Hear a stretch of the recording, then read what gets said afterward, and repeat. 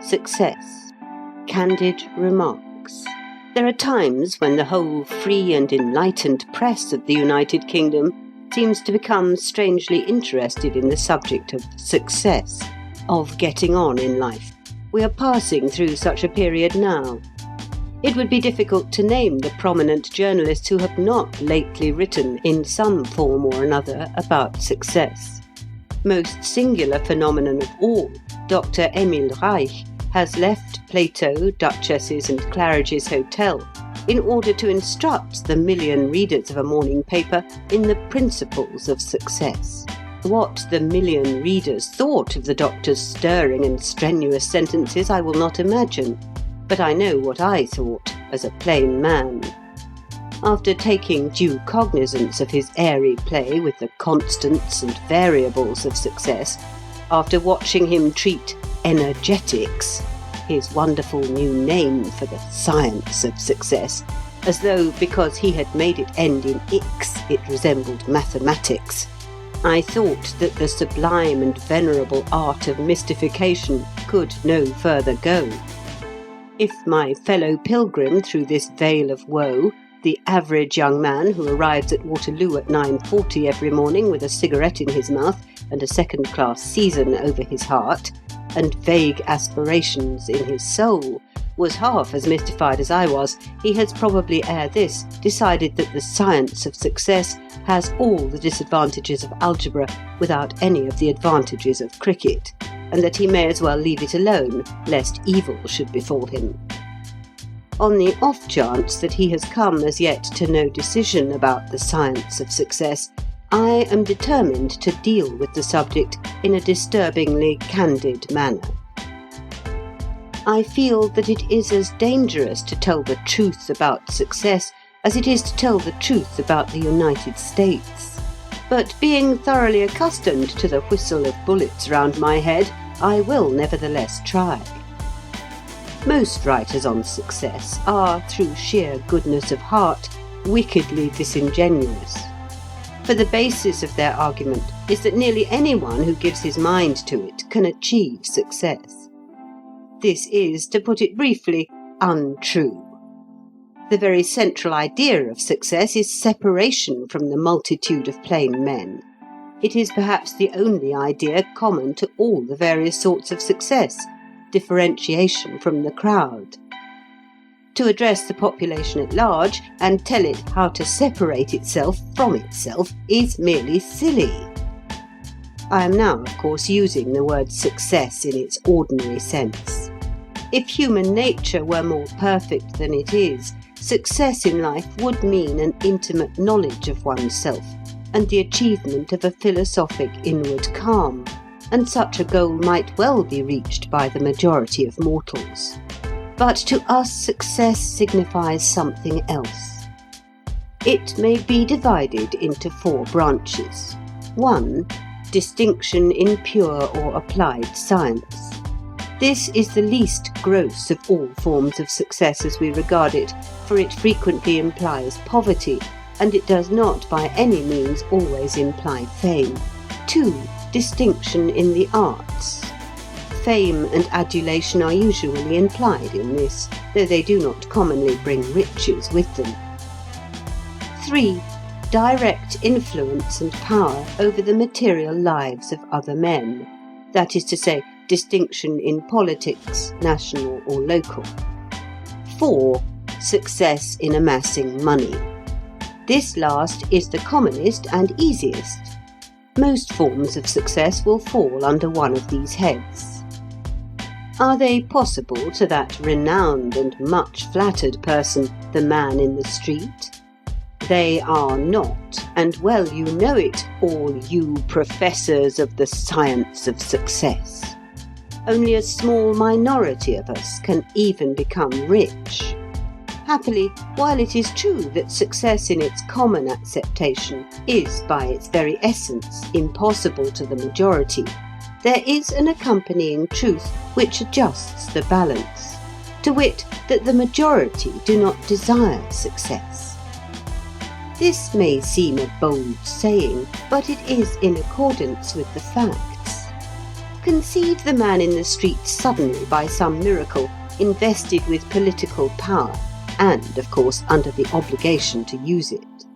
He would be so upset, worried, wearied, and exasperated at the end of a week that he would be ready to give the eyes out of his head in order to get rid of it. As for success in science or in art, the average person's interest in such matters is so slight compared with that of the man of science or the artist that he cannot be said to have an interest in them. And supposing that distinction in them were thrust upon him, he would rapidly lose that distinction by simple indifference and neglect. The average person certainly wants some money, and the average person does not usually rest until he has got as much as is needed for the satisfaction of his instinctive needs.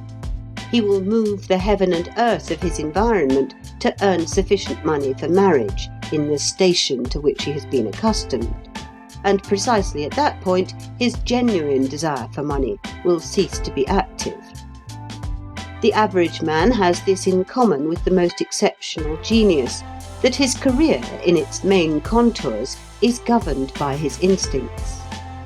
The average man flourishes and finds his ease in an atmosphere of peaceful routine. Men destined for success flourish and find their ease in an atmosphere of collision and disturbance. The two temperaments are diverse. Naturally, the average man dreams vaguely upon occasion. He dreams how nice it would be to be famous and rich. We all dream vaguely upon such things. But to dream vaguely is not to desire. I often tell myself that I would give anything to be the equal of Cinquevalli, the juggler, or to be the captain of the largest Atlantic liner. But the reflective part of me tells me that my yearning to emulate these astonishing personages is not a genuine desire, and that its realization would not increase my happiness. To obtain a passably true notion of what happens to the mass of mankind in its progress from the cradle to the grave, one must not attempt to survey a whole nation, nor even a great metropolis, nor even a very big city like Manchester or Liverpool. These panoramas are so immense and confusing that they defeat the observing eye.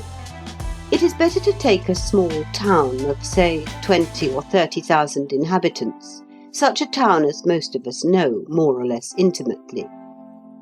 The extremely few individuals whose instincts mark them out to take part in the struggle for success can be identified at once. For the first thing they do is to leave the town. The air of the town is not bracing enough for them. Their nostrils dilate for something keener. Those who are left form a microcosm which is representative enough of the world at large. Between the ages of 30 and 40, they begin to sort themselves out. In their own sphere, they take their places. A dozen or so politicians form the town council and rule the town. Half a dozen businessmen stand for the town's commercial activity and its wealth. A few others teach science and art, or are locally known as botanists, geologists, amateurs of music, or amateurs of some other art. These are the distinguished, and it will be perceived that they cannot be more numerous than they are. What of the rest? Have they struggled for success and been beaten? Not they.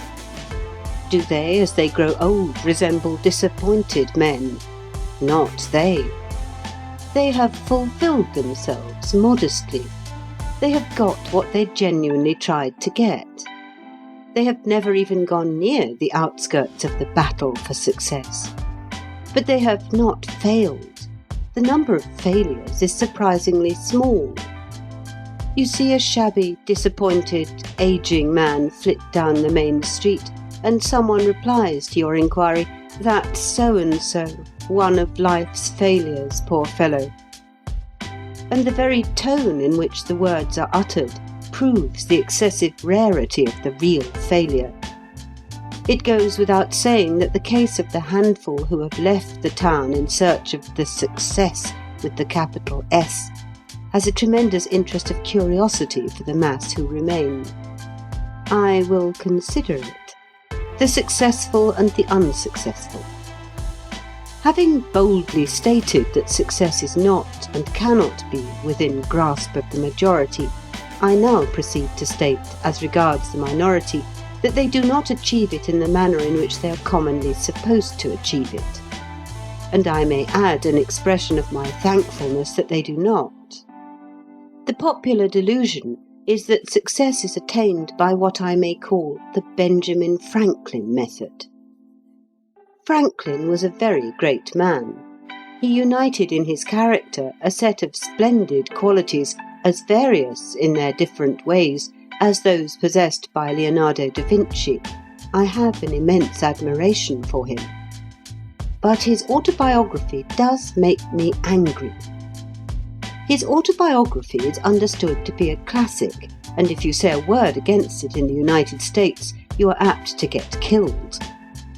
I do not, however, contemplate an immediate visit to the United States, and I shall venture to assert that Benjamin Franklin's autobiography is a detestable book and a misleading book.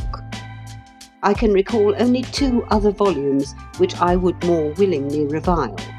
One is Samuel Budgett, the Successful Merchant, and the other is From Log Cabin to White House, being the history of President Garfield. Such books may impose on boys, and it is conceivable that they do not harm boys. Franklin, by the way, began his autobiography in the form of a letter to his son.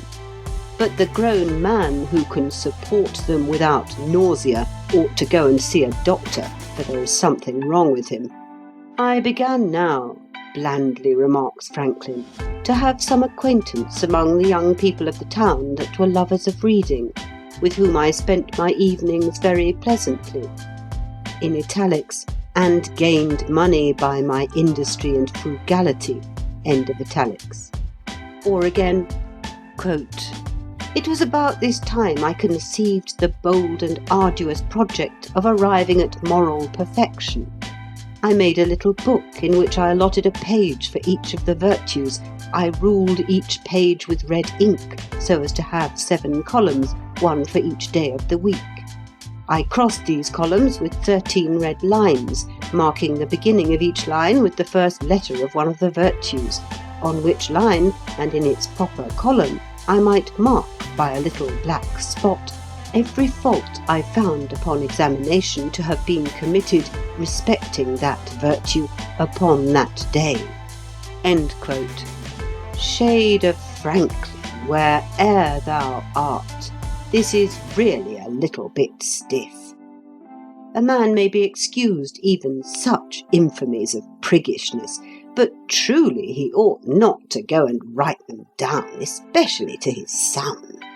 And why the detail about red ink? If Franklin's son was not driven to evil courses by the perusal of that monstrous autobiography, he must have been a man almost as astounding as his father. Now, Franklin could only have written his immortal classic from one of 3 motives. 1, sheer conceit. He was a prig, but he was not conceited. 2, a desire that others should profit by his mistakes. He never made any mistakes. Now and again he emphasizes some trifling error, but that is only his fun.